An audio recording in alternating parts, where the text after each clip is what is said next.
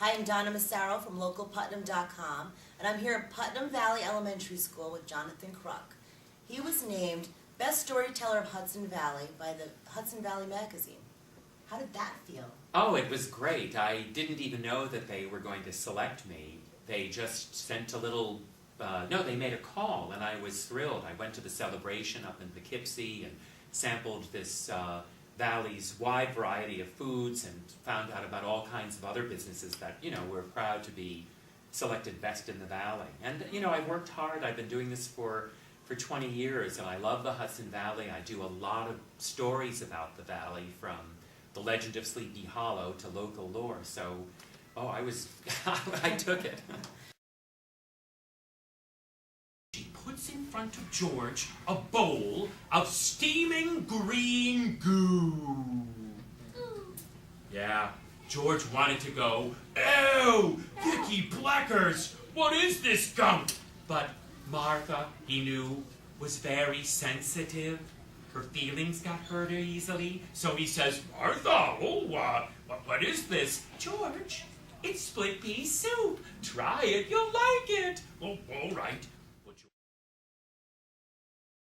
So how did the storytelling start out? The storytelling, well, I had a rambunctious little brother, and my parents, after 5 kids, would say, "Oh, please, Jonathan, can you just take the little guy, go upstairs, and we don't care, clunk him on the head, just get him out of our hair." So I took him upstairs, and sometimes I tell him spooky stories, but I just made up stories about a little kind of elfish guy who was off just looking to get something for his tea, but it ended up becoming full-fledged adventures with dragons and the boujak and things like that. And then in college, I was asked to volunteer to do something at a local elementary school. And I thought, I'll tell some of my little brother's bedtime stories.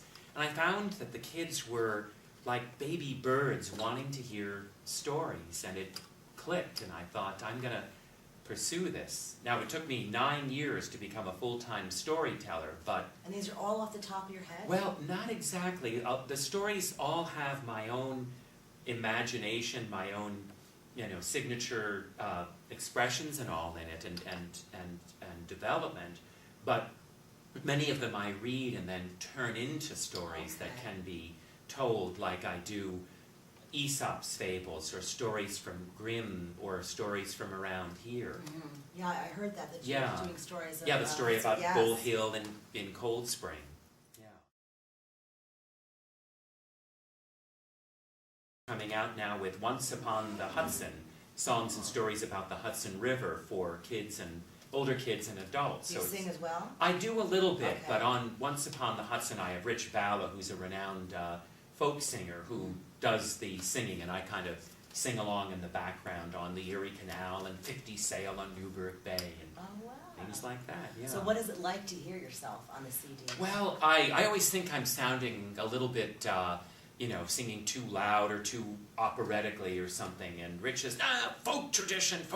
So we do, 50 Sail on Newburgh Bay, and I'll do a little bit of, raucous kind of stuff like you're out on a sloop on the Hudson River. Such a great voice. Well, thank you. Great Thanks. voice. It's more deeply. Do you relate to any of your characters? And which one? Oh man, I do. Well, even if I'm telling like the Froggy Prince, I feel like I was kissed, by or that I feel not so much that I needed my wife to kiss me to turn me into a prince or a storyteller, but I feel like the frog it's like someone wanting to be recognized and have someone of significance. The princess, give you the blessing. So it's like the kids are the ones who give me the blessing and make me feel affirmed and, lively. Right. So those kinds of characters. Sometimes I relate to Ichabod Crane, but sometimes I feel like, the headless horseman too. Right. Pleasure talking to you. Well, a Thank pleasure you talking so to you. much. Thanks for having me here. Absolutely. Yeah. So don't forget to go to www.jonathankruk.net. Thank you.